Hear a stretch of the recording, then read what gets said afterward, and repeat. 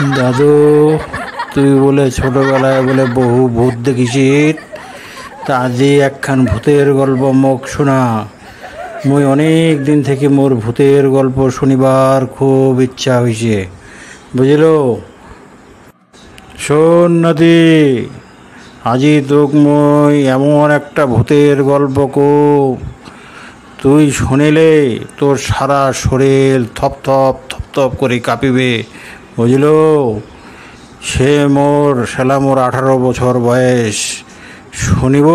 ক, যদি দম থাকে তাহলে হাঁ কব, শালার রাতিত কিন্তু আরো ভয় পাবো কিন্তু তুই।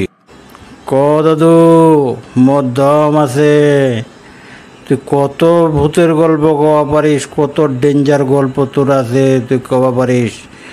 মুই ভয় পাও না, তুই ক, মুই শুনিবার তানে প্রস্তুত, বুঝল? তাহলে শোনে এক নাতি, মোর বয়স সেলায় 18। আমার টাড়ির একটা বাড়ির কীর্তন হতে, সেই কীর্তনত মুই গেইছু।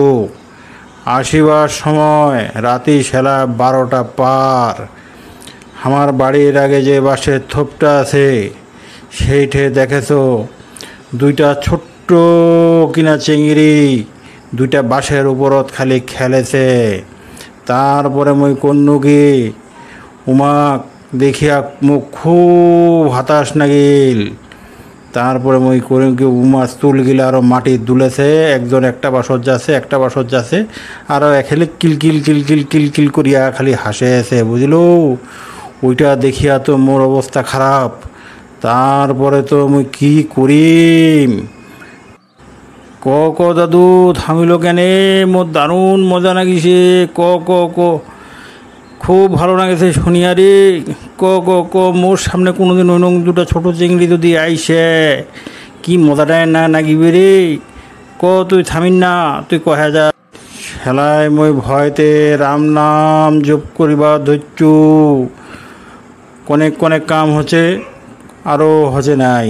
তারপরে একদিন মোক একটা নোক কইছিল, জেলায় কাম হওয়া নাই, সেলা করিব কি মাটির মধ্যে মুতিয়া সে মাটিলা হাতত নিয়ে মারিব উমার বাগে ঢিল, দেখিব আপনে পালাবে। তারপর ওইটা বুদ্ধি করিবার পর তারপর উমা একদম আকাশের দিকে উঠি গেল, বাস দুইটা সেলায় আরো খাড়া হয়ে গেল, জানিস? দাদু, তুই কি করো রে? মোর শরীর খান কাঁপে সেলা। আতিত মুই ক্যাঙ্কো বাইরত রে, তোক ডাকাম, তুই উঠিব তো?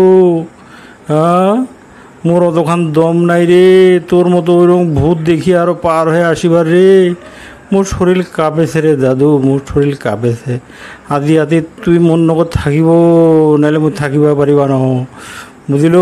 মোর সাহস আছে, কিন্তু দমটা কোনে খাটো হয়ে গেছে রে দাদু, খাটো হয়ে গেছে।